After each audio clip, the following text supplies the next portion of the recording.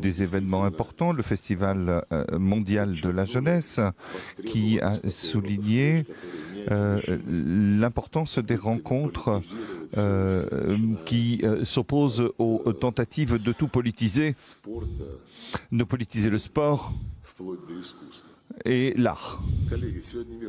Aujourd'hui, chers collègues, nous sommes à un tournant du développement de nos relations. Nous sommes dans un processus de formation d'un monde multipolaire et nous voyons comment le Sud et l'Orient, qui représente la majorité mondiale, va pouvoir renforcer ses positions sur la scène internationale avec des décisions politiques indépendantes. Nous notons avec satisfaction que la majorité du monde est attachée à une nouvelle architecture plus juste. Nous sommes en faveur de la réalisation d'un nouvel ordre international créant des conditions plus favorables en faveur du développement de tous les peuples et pas seulement d'une minorité choisie. Malheureusement, l'Occident, avec les États-Unis à sa tête, ne veut pas s'associer à ce processus objectif.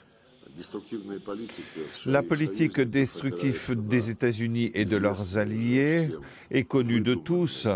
Elle est préméditée, avec des règles préméditées, avec des systèmes de deux poids, deux mesures, visant à déstabiliser beaucoup de pays, voire des régions entières.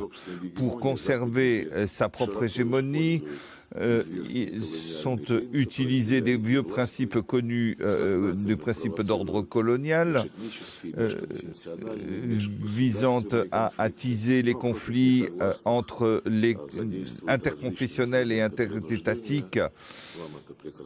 Vous le savez bien tous, avec des ingérences militaires directes, des sanctions unilatérales, et la création d'espaces nouveaux. Nous ne doutons pas de la ligne actuelle de développement de nouveaux centres au Proche-Orient, en Amérique latine, dans l'espace euro-asiatique, en Afrique. Tout ce processus est irréversible et il est confirmé par des chiffres. Les réalités changent très vite. Par exemple, l'économie de la Russie, comme vous le savez, est la plus importante en Europe et la 5e au niveau mondial. Le PIB de tous nos pays, des pays ici représentés, selon les indicateurs, avant l'élargissement des BRICS, était déjà extrêmement important. Et ce processus ne s'arrêtera pas et la tendance est claire et les experts l'ont compris. À cet égard et dans ce contexte, nous voyons un intérêt croissant d'un nombre de plus en plus important des pays du Sud à un intérêt en faveur des BRICS.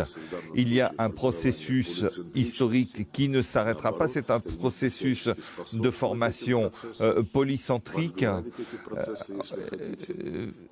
mais ce faisant, cela se fait dans les intérêts de chacun, dans les intérêts de tous les pays qui veulent coopérer. Notre coopération s'appuie sur un dialogue égalitaire, le respect de chaque pays et de la voie que ces pays ont choisie pour leur développement, avec une recherche collective des solutions aux problèmes de notre temps. Sans exagération, je peux dire qu'aujourd'hui, les BRICS jouent un rôle en faveur des intérêts du monde entier.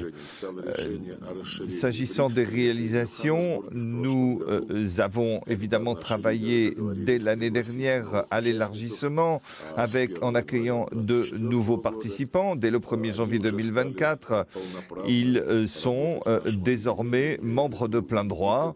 Je pense à l'Égypte, à l'Iran, aux Émirats arabes unis, à l'Arabie saoudite et à l'Éthiopie. Ces pays ont un potentiel économique considérable et ils jouent un rôle important sur la scène internationale et surtout ils adhèrent à nos valeurs de solidarité, d'égalité, de respect mutuel, d'ouverture et de consensus. La participation harmonieuse aux mécanismes existants des BRICS constitue la priorité de la Russie. Pour rendre cela possible, nous faisons de notre mieux à partir des résultats, donc des événements, des différents formats de ces événements. Nous travaillons, nous essayons d'apporter une contribution unique à ce nouveau calendrier. Nous comptons que tout ceci ira croissant avec des initiatives pratiques pour examiner notre union. Autre chose d'important s'agissant du sommet de Johannesburg, il s'agit de déterminer les paramètres et les critères de nouvelles catégories d'États partenaires des BRICS. Du travail est en cours à ce sujet. Les résultats seront présentés en juin lors de la rencontre des ministres des BRICS à Nijni Novgorod et nous formulons déjà des recommandations pour nos dirigeants qui se réuniront au sommet de Kazan. Nous ne doutons pas que ce cercle va s'élargir et il permettra une consolidation des efforts de la majorité mondiale pour résoudre les problèmes du moment. Parmi les tâches de notre présidence, il y a la coordination croissante des pays des BRICS et la création de la d'une nouvelle dynamique du G20. Nous considérons important le résultat du vote au nom des BRICS à l'Assemblée générale des Nations unies lors du sommet qui a eu lieu à Nairobi fin février, début mars de cette année. Nous considérons que ceci doit se poursuivre. Nous partageons les résultats des discussions pour la préparation du sommet de Kazan, notamment s'agissant des questions de lutte contre le terrorisme. Les événements tragiques récents qui ont eu lieu à Moscou au Crocus City Hall nous ont fait prendre conscience des efforts nécessaires des spécialistes dans ce domaine, des législateurs pour lutter contre ce fléau mondial et bien sûr les parlements ont un rôle à jouer pour garantir un renforcement législatif de la base législative pour résoudre les problèmes d'ordre juridique de lutte contre le terrorisme. Nous voulons également travailler à la lutte contre le trafic de stupéfiants. Nous avons un calendrier commun à ce sujet, comme dans d'autres domaines, la lutte contre la corruption, le terrorisme financier et l'ensemble des défis et menaces liés à l'espace de l'information. Il s'agit là des problèmes qui se posent aujourd'hui. Nous devons également garantir des conditions favorables au développement des États de notre Union, l'accroissement de leurs capacités novatrices dans le domaine du potentiel technologique. Nous allons augmenter le rôle du système financier international avec une coopération entre les banques. Nous allons transformer le système financier en utilisant nos devises nationales dans les échanges mondiaux. Je peux déjà dire que dans quelques jours, à Washington, nos représentants à la Banque mondiale y compris donc les conseillers, les personnalités les plus importantes du domaine qui sont présents ici. Les pays présents également vont vont aborder ces questions de réforme du système. Et si il y a des indicateurs macroéconomiques financiers,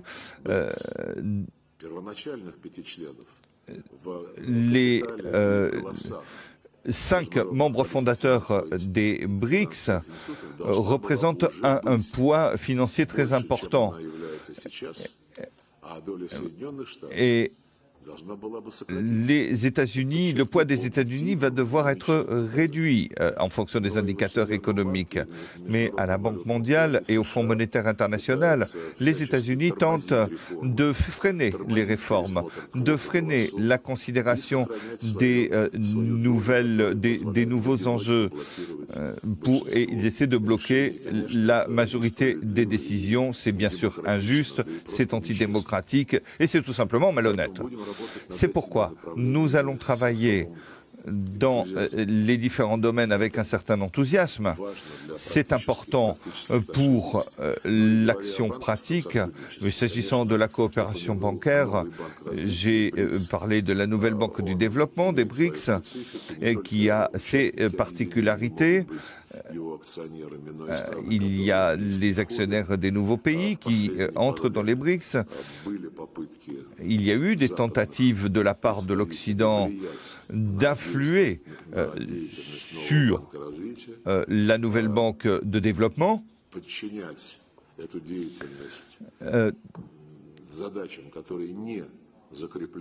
D'essayer de s'occuper de problèmes qui n'intéressaient pas cette banque, mais nous ne tolérerons pas ce type de tentative et nous voulons véritablement renforcer le rôle de cette banque. Ensuite, il y a eu des contacts du point de vue humanitaire et culturel, ce qui permet de travailler de façon horizontale avec la société civile.